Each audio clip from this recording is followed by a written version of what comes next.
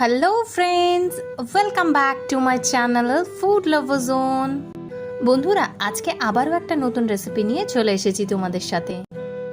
আজকের রেসিপি হলো কলমি শাক ভাজাও বলতে পারো, বা কলমি শাকের একটা রেসিপি নিয়ে তোমাদের সাথে চলে এসেছি। চলো তাহলে ডিরেক্টলি রেসিপিতে চলে যাই। রান্নাটা একদম সহজ, পুরো ভিডিওটা দেখতে থাকো কিন্তু। প্রথমে একটা কড়াই 2 টেবিল স্পুন মতো সর্ষের তেল দিয়ে দেব। সর্ষের তেলটা গরম হয়ে গেলে 1 টেবিল স্পুন মতো কালো সর্ষে আর 1 টেবিল স্পুন মতো 5 ফোড়ন দিয়ে দেব। এবার একদম চপড করে রাখা একটা পেঁয়াজ ছোট সাইজের দিয়ে দেব তেলের মধ্যে। এই সময় আঁচটা থাকবে কিন্তু লো টু মিডিয়ামে।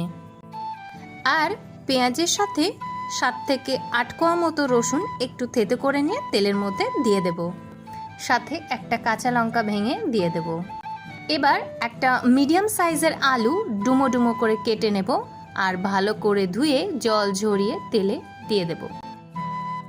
এবার 1 চিমটে মতো নুন আলুর মধ্যে দিয়ে দেব আর খুব ভালো করে আলুটা ভেজে নেব। এই শাক রান্নাটা এত ভালো হয়, আর অন্য কোনো তরকারি বা সবজি লাগবে না, শুধু এটা দিয়েই পুরো ভাতটা খাওয়া হয়ে যাবে। খুব কম সময়ে আর খুব ইজি প্রসেসে এই রান্নাটা হয়ে যায়।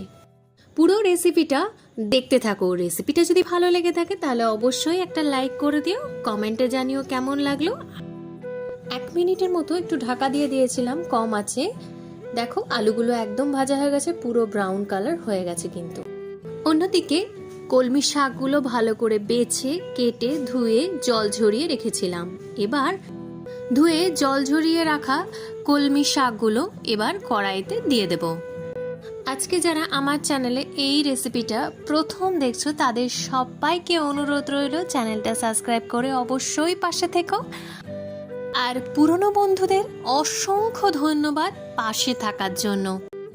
এই রকম অবস্থাতেই এবার ঢাকা দিয়ে দেব 1 মিনিটের মতো। শাকের ক্ষেত্রে কি হয়, বেশিরভাগ শাকই ঢাকা দিয়ে দিলে পুরো অর্ধেক হয়ে যায়। এবার এই রকম সময়ে শাক আর আলুগুলো খুব ভালোভাবে মিক্স করে দেবো, আর এই সময় আঁচটা থাকবে একদম লোতে। এবার আঁচটাকে লো টু মিডিয়াম করে দেবো আর শাকটাকে আরও 2 থেকে 3 মিনিটের মতো ভাজতে থাকবো। তাহলেই আমাদের এই রেসিপিটা রেডি হয়ে যাবে। 2 থেকে 3 মিনিট মতো নাড়া হয়ে গেছে। এবার গ্যাসটাকে অফ করে দেবো আর কিছুক্ষণ স্ট্যান্ডিং টাইমে রেখে দেবো। তারপরে সার্ভ করার পালা।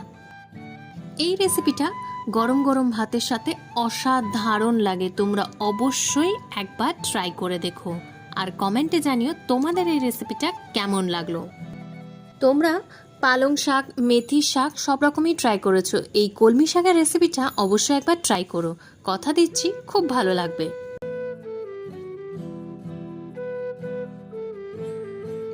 কলমি শাকের এই রেসিপিটা একদম তৈরি হয়ে গেছে সার্ভ করার জন্য।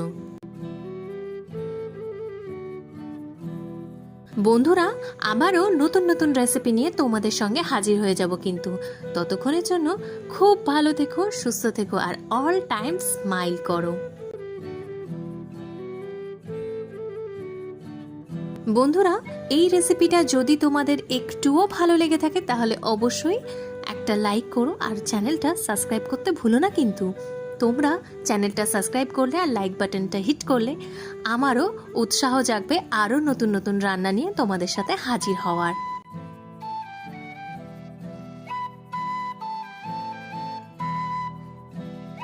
আবারও নতুন রেসিপি নিয়ে হাজির হয়ে যাব। Till then, see you, bye by.